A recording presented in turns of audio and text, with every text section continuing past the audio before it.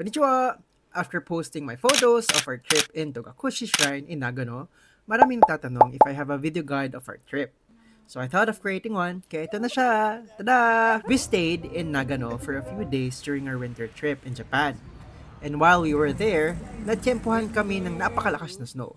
Kaya ayan, sobrang hirap hilahin yung maleta namin pagpunta namin ng hotel. One of the things that we plan to do while in Nagano is to visit Togakushi Shrine dahil na rin na isa ito sa mga iconic photo spots pag winter dito sa Japan. So, from Nagano Station, we took the Nagano Togakushi Line bus as early as 7 a.m.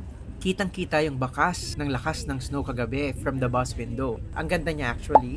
Pero alam mong sobrang lamig niya paglabas namin ng bus. Pero alam mo yon, laban lang tayo guys. We went down sa Koshimizugahara stop na suggested ng Google Map. Medyo mukha siyang di totoong stop, pero ito yung pinakamalapit na stop according to Google. If may marirecommend kami, you can go down to Togakushi Chusa stop dahil mas clear marker siya as a bus stop at marami ring pwedeng pagtanungan dito.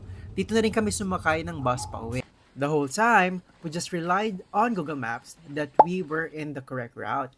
Buti na lang, may napagtanungan kami na restaurant owner and he confirmed that our map is accurate.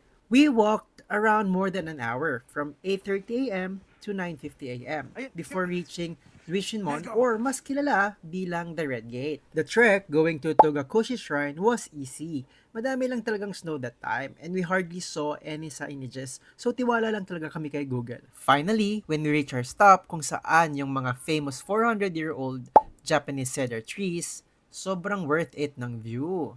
Ang ganda niya talaga. Bonus pa na we were the first ones there. Wala pang bakas ng footprints and the snow looks so fresh. We took so many photos and videos and really took our time there. Going back felt easier and had a bowl of hot soba na perfect sa weather. Definitely going back to explore more of Nagano. For now, yun lang muna. And don't forget to use my Klook code, Kenneth Surot Klook, for tour and hotel discount. And also, don't forget to like and follow this video. Enjoy your trip!